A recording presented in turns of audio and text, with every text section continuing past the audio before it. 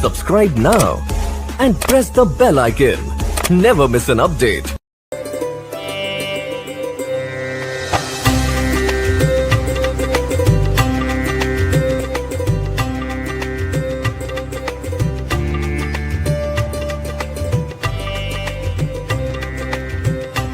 दोस्तों आज की इस वीडियो में हम बात करेंगे महाराष्ट्र की एक खूबसूरत जगह लोनावला के बारे में। इस वीडियो में हम आपको बताएंगे कि आप लोनावला कैसे जाएं, लोनावला में ठहरने की क्या व्यवस्था रहेगी, लोनावला में खाने पीने की क्या व्यवस्था रहेगी, लोनावला में आप कहां कहां पर घूमने के लिए जा सकते हैं, लोनावला ट्रिप को आप डे बाय डे कैसे कंप्लीट कर सकते हैं। साथ ही साथ दोस्तों हम आपको ये भी बताएंगे कि लोनावला घूमने आने का बेस्ट टाइम कौन सा रहेगा एंड दोस्तों लोनावला ट्रिप को कंप्लीट करने में आपका कितना खर्चा आएगा। दोस्तों इस वीडियो में हम आपको लोनावला ट्रिप से जुड़ी हुई सभी इन्फॉर्मेशन डिटेल्स में देने की कोशिश करेंगे, इसलिए वीडियो को बिना स्किप किए एंड तक देखिएगा। दोस्तों अगर आपको इस वीडियो में कोई भी इन्फॉर्मेशन पसंद आए तो प्लीज वीडियो को लाइक एंड शेयर जरूर करिएगा।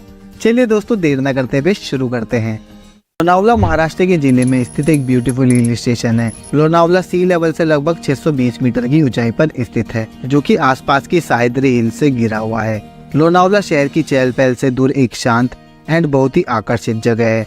यहाँ पर कई ऐसी जगह है जहाँ पर दुनिया भर से टूरिस्ट आना पसंद करते हैं। लोनावला में आपको historic forts, old caves, beautiful lakes and beautiful waterfalls देखने को मिलेंगे। और अगर आप ट्रैकिंग के शौकीन हैं तो ये जगह आपके लिए एकदम बेस्ट रहेगी। लोनावला एक रोमांटिक एस्केप है जो कि शहर के शोर शराबे से दूर आपको कुछ टाइम स्पेंड करने के लिए एक पीसफुल एनवायरनमेंट देता है। इसी वजह से लोनावला में हनीमूनर्स एंड यूथ यहाँ की ओर अट्रैक्ट होता है।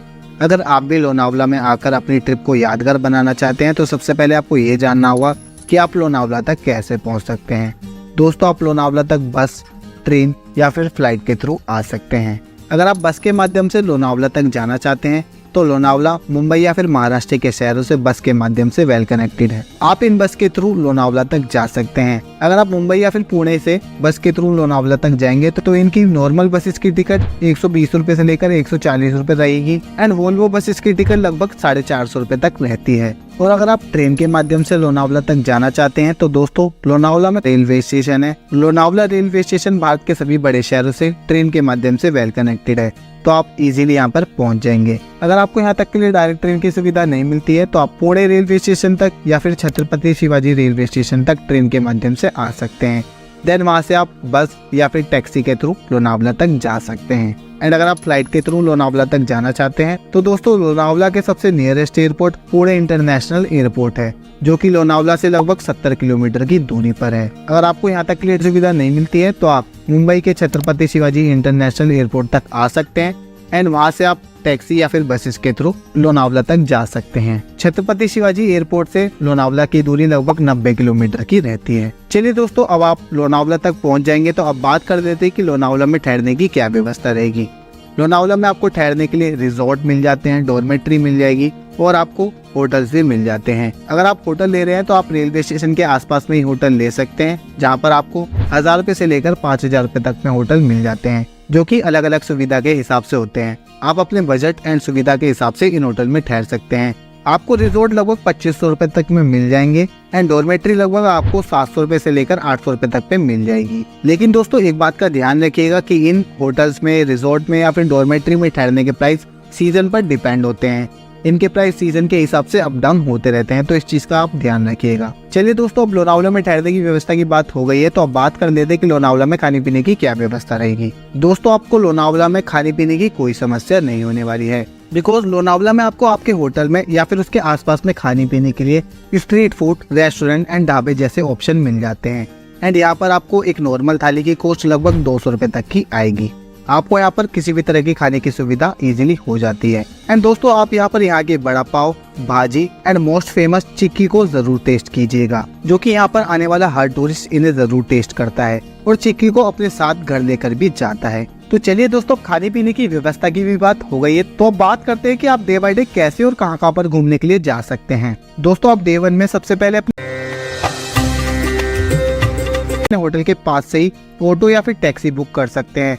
जो कि आपको लोनावला के कुछ टूरिस्ट प्लेसेस को कवर करा देती है। और अगर आप ऑटो या फिर टैक्सी बुक करते हैं तो आपको लगभग 1700 रुपए तक में ऑटो बुक हो जाएंगे, जो कि आपको डे 1 में प्लेसेस पर घुमा देंगे। एंड अगर आप टैक्सी से इन सभी प्लेसेस को कवर करेंगे तो आप 3000 रुपए तक में डे 1 वाले प्लेसेस को कवर कर सकते हैं। लेकिन दोस्तों इसके प्राइस भी कम ज्यादा सीजन के हिसाब से होते रहते हैं, सब कुछ इसके सीजन पर ही डिपेंड करता है। एंड अगर आप स्कूटी या फिर बाइक रेंट पर लेकर लोनावला में घूमना चाहते हैं तो दोस्तों लोनावला में स्कूटी या फिर बाइक रेंट की कोई सुविधा नहीं है। आप पुणे से या फिर मुंबई से स्कूटी या फिर बाइक रेंट पर लेकर लोनावला में घूम सकते हैं। स्कूटी का रेंट लगभग 500 रुपए पर डे के हिसाब से रहता है एंड बाइक का रेंट लगभग 1000 रुपए तक पर डे के हिसाब से रहेगा। इसमें पेट्रोल आपको अलग से ही खुद से डलवाना होगा, इसके प्राइस इसमें इंक्लूड नहीं होते हैं। एंड आपके पास आधार कार्ड होना जरूरी है एंड लाइसेंस होना भी जरूरी है अगर आप स्कूटी या फिर बाइक रेंट पर लेना चाहते हैं तो। दोस्तों एक चीज का ध्यान रखिएगा कि इन सभी चीजों के प्राइस सीजन पर भी डिपेंड करते हैं, सब कुछ सीजन पर ही डिपेंड करता है, मैं आपको पहले से ही बता के चल रहा हूँ। तो चलिए दोस्तों अब आप इनमें से किसी भी ऑप्शन को चूज करके भूसी डैम के लिए जा सकते हैं। दोस्तों भूसी डैम तक जाने के लिए आपको इस पानी में से होकर जाना होता है। अब आपको इस रास्ते को पार करने के लिए स्लीपर की नीड होगी, अगर आपके पास है तो वेल एंड गुड, नहीं तो आप यहाँ पर स्लीपर रेंट पर लेकर जा सकते हैं। एंड यहीं पर आपको इसके आसपास में चेंजिंग रूम, लोकल रूम की सुविधा भी मिल जाती है, आप यहाँ पर चेंजिंग रूम का भी यूज कर सकते हैं। दोस्तों जैसे ही आप इस पानी को पार करेंगे तो आपको यहाँ पर एक डैम देखने को मिलेगा, जो कि धीरे धीरे वाटरफॉल की तरह यहाँ पर से गिरता हुआ नजर आएगा, जिसके नीचे लोग बैठकर एंजॉय करते हैं।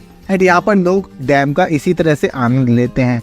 लेकिन दोस्तों इस खूबसूरती को यानी कि डैम की ब्यूटी के नज़ारे आप सिर्फ मॉनसून के टाइम में ही देख सकते हैं, बाकी अदर सीजन में तो ये एकदम खाली एंड सूखा रहता है। लेकिन मॉनसून के समय में तो ये मस्ट विजिटेड प्लेस है। यहाँ पर एंजॉय करने के बाद आप लोनावला लेक के लिए जा सकते हैं और इसकी ब्यूटी को भी आप यहाँ पर देख सकते हैं। इसकी खूबसूरती को आप अपने कैमरे में कैप्चर करते हुए रास्तों के ब्यूटी के नज़ारे भी देखते हुए जा सकते हैं। आप यहाँ पर 10 से 15 मिनट अच्छे से बिताने के बाद, अच्छे से एंजॉय करने के बाद टाइगर व्यू पॉइंट के लिए जा सकते हैं, जिसकी ऊंचाई सी लेवल से लगभग 650 मीटर की है। टाइगर व्यू पॉइंट से आपको आसपास की हरी भरी घाटियों, झीलों एंड झरनों के बेहद ही मनमोहने वाले नज़ारे देखने को मिलेंगे। साथ में नीचे की ओर इधर उधर होने वाले ब्यूटीफुल क्लाउड्स भी देखने को मिलते हैं, जिन्हें देखने के बाद आपको काफी अच्छा फील होगा। मॉनसून के टाइम में तो ये जगह और भी ब्यूटीफुल हो जाती है, जिसे देखने के लिए टूरिस्ट यहाँ पर दुनिया भर से आते हैं। एंड यहाँ से सनराइज एंड सनसेट व्यू का नज़ारा भी काफी देखने लायक होता है। यहाँ पर अच्छे से टाइम स्पेंड करने के बाद और एंजॉय करने के बाद आप बाजे केव्स के लिए जा सकते हैं, जिसके लिए आपको लगभग 350 सीढ़ियाँ चढ़कर जाना होता है, जिन्हें आप लगभग 15 मिनट का ट्रैक करके पूरा कर लेंगे। अब आपको ऊपर जाकर एक टिकट काउंटर देखने को मिलेगा, जहाँ से आपको बाजे केव के लिए एंट्री टिकट लेनी होगी। इसकी एंट्री टिकट 25 रुपए पर पर्सन की रहती है। बाजे केव 2nd सेंचुरी में बनाई गई थी। एंड यहाँ पर आपको 22 केव देखने को मिलेंगी, जो कि आपको जरूर एक्सप्लोर करनी चाहिए। यहाँ पर मॉनसून के टाइम में तो छोटे छोटे वाटरफॉल भी देखने को मिलेंगे, जो कि काफी खूबसूरत लगते हैं और ऊपर से आसपास का नज़ारा भी देखने लायक होता है। आप यहाँ पर 1 से 1.5 घंटा अच्छे से टाइम स्पेंड करने के बाद राजमाची फोर्ट के लिए जा सकते हैं। राजमाची फोर्ट के ऊपर से आपको आसपास की वैली के नज़ारे एंड वैली से गिरते हुए वाटरफॉल के नज़ारे देखने को मिलेंगे और नेचर्स ब्यूटी भी आपको काफी अलग ही पीक पर ले जाती है, जो कि आपको एक अलग ही एनवायरनमेंट देती है। आप यहाँ पर 1 से 1.5 घंटा अच्छे से टाइम स्पेंड करने के बाद खंडाला व्यू पॉइंट के लिए जा सकते हैं, जो कि ऊपर से मुंबई पुणे हाईवे का नज़ारा दिखाता है। एंड आपको आसपास की वैलीज के भी अलग ही नज़ारे देखने को मिलेंगे। यहाँ पर एक पार्क है, जहाँ से आप इस हाईवे की ब्यूटी को भी देख सकते हैं एंड सनसेट व्यू का भी आप यहाँ पर से आनंद उठा सकते हैं। एंड यहीं पर आपको पास में ही वाघजाई टेम्पल देखने को मिलेगा, जहाँ पर आप दर्शन करने के लिए जरूर जा सकते हैं। काफी पीसफुल जगह है, आपको यहाँ पर जरूर थोड़ा टाइम स्पेंड करना चाहिए। एंड यहाँ पर टाइम स्पेंड करने के बाद आप अपने होटल में रेस्ट करने के लिए जा सकते हैं। एंड उसके बाद नेक्स्ट डे यानी कि डे 2 में आप सबसे पहले विसापुर फोर्ट के लिए जा सकते हैं। आपको विसापुर फोर्ट के लिए बेस विलेज तक जाने के लिए 10 से 15 मिनट का वॉक करके जाना होगा। इस रास्ते में आपको विसापुर के रास्तों के नज़ारे की खूबसूरती प्लस वाटरफॉल की ब्यूटी भी देखने को मिलेगी। बेस विलेज तक पहुंचने के बाद आपको विसापुर फोर्ट का बोर्ड देखने को मिलता है, जहाँ से विसापुर फोर्ट के लिए चढ़ाई शुरू होती है। लगभग 1 घंटे का ट्रैक रहता है विसापुर फोर्ट के ऊपर तक जाने में। एंड बारिश के टाइम में तो ये रास्ता काफी डिफिकल्ट हो जाता है, लेकिन इस टाइम इसकी खूबसूरती भी अपने पीक पर होती है। ऊपर खाने पीने की कोई सुविधा नहीं है, इसलिए आप अपने साथ बोतल एंड स्नैक्स लेकर जा सकते हैं और ऊपर जाकर कूड़ा कचरा ना करें, नेचर्स का भी ध्यान रखें। वीजापुर फोर्ट के ऊपर से आपको आसपास के नेचर्स के इतने खूबसूरत नज़ारे देखने को मिलेंगे कि आप इसे शायद ही अपनी यादों से मिटा पाएंगे। यहाँ पर 2 घंटे स्पेंड करने के बाद आप वीजापुर फोर्ट से 10 किलोमीटर की दूरी पर एक वीरा देवी टेम्पल के लिए जा सकते हैं। ये मंदिर कोली और अगरी समुदाय के लिए पूजा का प्रमुख स्थान है।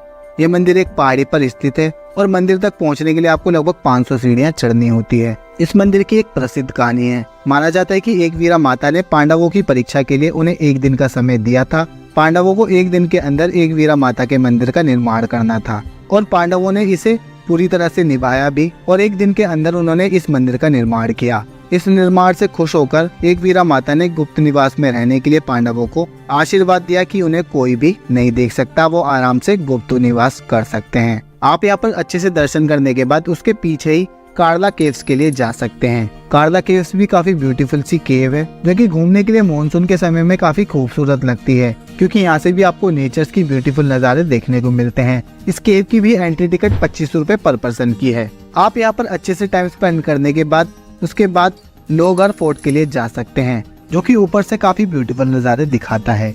आपको ट्रैक करके फोर्ट तक जाना होता है। ऊपर से आपको आसपास के नज़ारे इतने खूबसूरत लगेंगे कि यहाँ पर आपके 2 से 3 घंटे कितनी जल्दी स्पेंड हो जाएंगे आपको पता भी नहीं चलेगा। और मानसून के टाइम में तो इसकी खूबसूरती और भी बढ़ जाती है। यहाँ पर टाइम स्पेंड करने के बाद आप वापस अपने होटल में रेस्ट करने के लिए जा सकते हैं। एंड दोस्तों, यहीं पर आपकी ट्रिप भी समाप्त हो जाएगी। दोस्तों, मेरे हिसाब से लोनावला में घूमने के लिए 2 दिन सफिशिएंट है।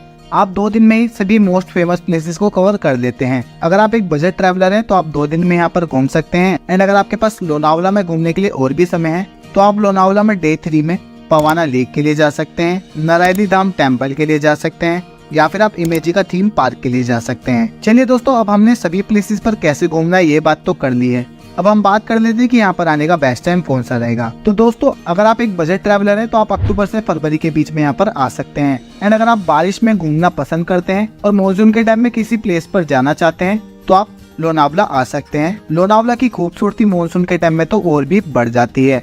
तो आप अगर लोनावला में मानसून के टाइम में आना चाहते हैं तो आप जून से सितंबर के बीच में आ सकते हैं। एंड अगर बात करें कि इस पूरी ट्रिप को कंप्लीट करने में आपका कितना खर्चा आएगा, तो इस पूरी ट्रिप को कंप्लीट करने में एक पर्सन का खर्चा 7,000 रुपए तक का आएगा। एंड अगर आप 2 लोग इस ट्रिप पर आ रहे हैं तो खर्चा और भी कम हो जाएगा। तो दोस्तों, आज की वीडियो में बस इतना ही। आई होप आपको मेरी इस वीडियो से लोनावला ट्रिप की पूरी इन्फॉर्मेशन मिली होगी। अगर फिर भी कोई क्वेश्चन मुझसे छूट गया है तो आप हमें कमेंट करके पूछ सकते हैं, या फिर आप हमें फेसबुक या इंस्टाग्राम पर मैसेज करके भी पूछ सकते हैं। हम आपको वहाँ पर भी इसी तरह की जानकारियाँ देते रहते हैं। आई होप आपको मेरी ये वीडियो पसंद आई हो। अगर आपको मेरी ये वीडियो पसंद आई तो वीडियो को लाइक करें और अपने दोस्तों और परिवार के साथ वीडियो को ज़्यादा से ज़्यादा शेयर करें। एंड ऐसी ही और वीडियोस को देखने के लिए चैनल को सब्सक्राइब करें और बेल आइकन को प्रेस करना ना भूलें, ताकि आने वाली इसी तरह की और भी वीडियोस को आप सबसे पहले देख सकें।